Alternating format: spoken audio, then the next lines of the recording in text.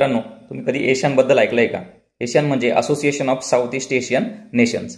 आग्नेय आशियातील आर्थिक, राजकीय आणि सुरक्षा विषयक सहकार्य वाढवणारी एक संस्था आहे. या संस्थेची स्थापना कधी झाली तर 1967 साली इंडोनेशिया, मलेशिया, फिलिपिन्स, सिंगापूर आणि थायलंड यांनी मिळून एशियनची स्थापना केली. आता या गटामध्ये 11 देश आहेत. रिसेंटली जॉईन झालेला कोणता तर तिमोर लिस्टे 2025 साली जॉईन झालेला आहे. या संघटनेचं ब्रीदवाक्य म्हणजे काय? वन व्हिजन, वन आयडेंटिटी आणि वन कम्युनिटी.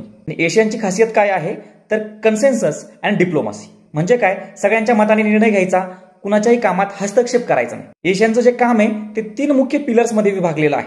पहिला आहे राजकीय सुरक्षा, त्यामध्ये शांतता येते आणि स्थैर्य येतं. सेकंड आहे आर्थिक विकास, त्यामध्ये एकत्रित बाजारपेठ तयार करण्यासाठीचे प्रयत्न येतात. त्यानंतर आहे सामाजिक आणि सांस्कृतिक सहकार्य 3 नंबरला, त्यामध्ये शिक्षण येतं, आरोग्य येतं आणि पर्यावरण येतं. आजची जर सिच्युएशन बघितली तर आज एशियन अमेरिका, चीन आणि भारताबरोबर मजबूत भागीदारी करत आहे.